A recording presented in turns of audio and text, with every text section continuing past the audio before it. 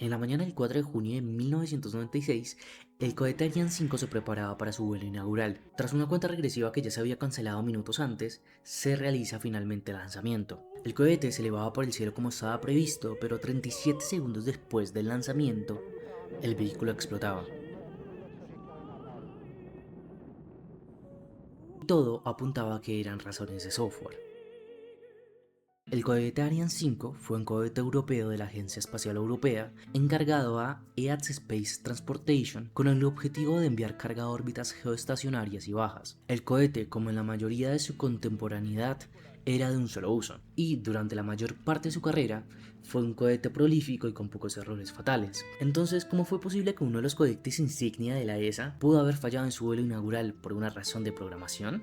Bueno, el cohete se prepara para su lanzamiento en el puerto espacial de Kourou, en la Guayana Francesa. Son las 8:35 de la mañana y aunque las condiciones meteorológicas son buenas, la visibilidad no es la adecuada. El vuelo es cancelado, pero aún con la posibilidad de que la visibilidad mejore. Menos de una hora después, la cuenta atrás se reanuda y se preparan ahora sí para el lanzamiento. El cohete enciende los motores exactamente a las 9:33 de la mañana. Una ignición normal se produce y despega de la plataforma 7 segundos después. La expectativa está en el aire. El cohete asciende sin mayores complicaciones hasta una altura de 4000 metros y a los 37 segundos después del lanzamiento, el cohete se desvía. Milisegundos después termina explotando, esparciendo sus restos por los densos manglares de la zona, por alrededor de más o menos 12 kilómetros cuadrados. Hicieron imposible básicamente la recuperación de la mayoría del cohete.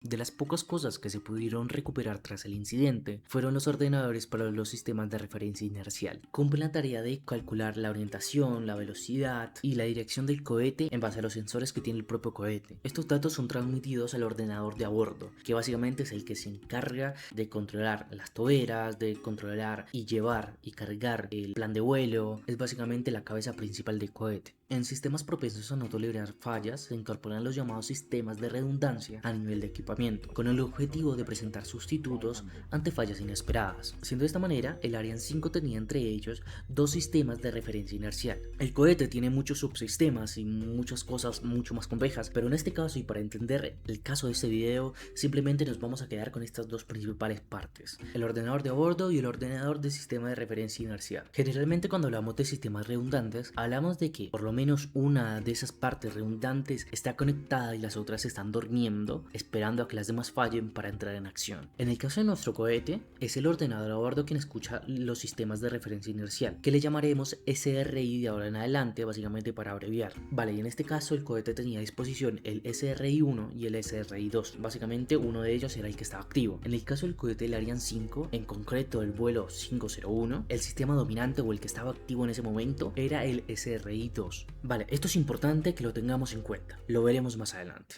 Pues tras el incidente, básicamente se crea un consejo para esclarecer el tema, ¿vale? ¿Qué ha sucedido? ¿Qué ha podido pasar? Vale, porque es que han habido pérdidas de hasta 370 millones de dólares por este incidente. Tenemos que saber qué ha sucedido.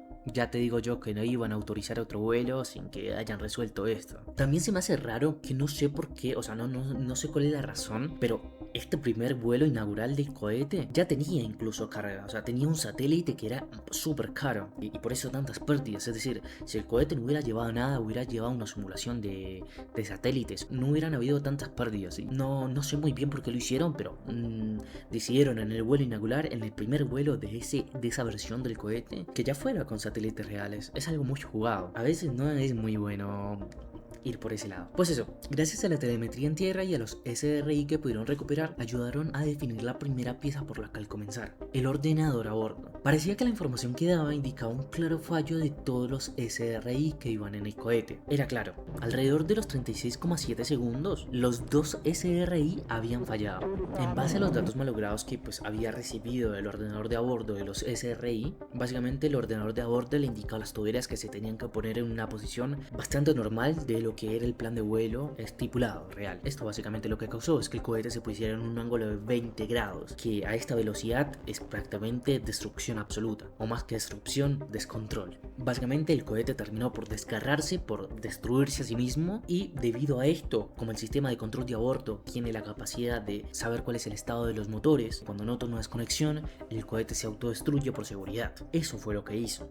Así que el panorama era claro: Los SRI se habían vuelto locos y habían pasado datos erróneos al ordenador de a bordo. Estos datos eran bits de diagnóstico, básicamente un error que genera el ordenador, en este caso los SRI, básicamente indicando que algo raro les había pasado. El SRI-2, quien estaba destinado como máster, dejó de funcionar. El ordenador de a bordo haría el intento de conectarse al SRI-1 para suplir la ausencia del anterior que se había dañado, pero como básicamente también había fallado, no pudo. Por tanto, eso que había puesto mal no lo podía corregir. Básicamente se desencadenó un caos del cual no se puede salir. Si al final los dos sistemas corren el mismo software, así que la pregunta importante es ¿por qué habían fallado los dos SRI a la vez? Para poder entender la razón, es importante ponernos en el contexto del Ariane 4, predecesor del Ariane 5. Si bien gran parte del software y hardware se habían rediseñado para esta versión del Ariane 5, habían algunas partes, como el SRI, que no fueron rediseñadas, simplemente fueron copiadas y pegadas en el nuevo cohete, porque ya funcionaba, y si funciona, ¿para qué tocarlo?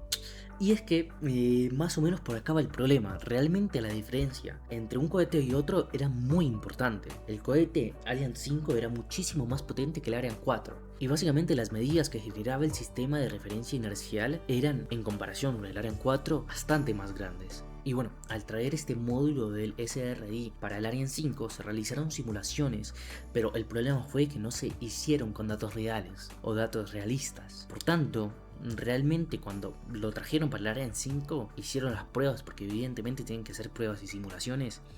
El problema no lo vieron. Luego el incidente y que volvieron a hacer las pruebas y estas simulaciones con datos que sí correspondían a la realidad, pudieron replicar el problema.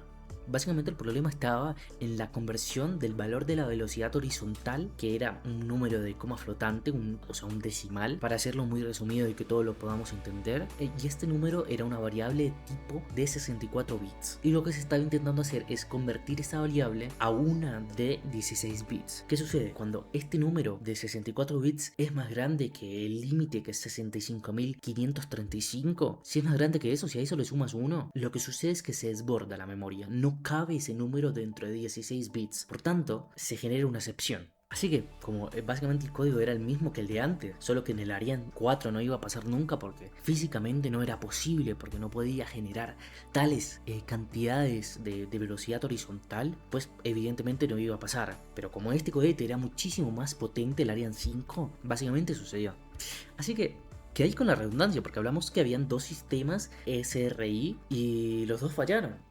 Bueno, pues básicamente los datos que se leían de los sensores de velocidad, de orientación y todo eso, que básicamente los procesaban los SRI, al final esos datos viajaban hacia las dos partes. Es decir, aunque tenga dos sistemas, los datos viajan hacia las dos partes, y aunque haya un solo máster, al final esos dos cerebros siguen recibiendo datos, porque la idea es que si uno se cae, inmediatamente entra el otro. Entonces, si al final era un error de software que estaba definido por una variable que era externa, que vendía de, por ejemplo, los sensores, iba a pasar y se iba a replicar el error en las dos partes. Por tanto, el error y la falla sucedió prácticamente en el mismo instante en los dos sistemas, lo que hizo que básicamente no se pudiera ir hacia la opción de la redundancia. Por eso también es importante saber definir y saber programar los sistemas de redundancia, porque no es tan fácil como pongo una copia de esto, porque al final pueden haber situaciones como esta, que si no se define bien la arquitectura de cómo está montado, pueden haber fallos que la redundancia también falle, porque el error es el mismo y se va a replicar en las dos partes. Y bueno, la investigación que se hizo posteriormente reveló que un poquito todo esto había sucedido por malas prácticas en las pruebas, como les había comentado.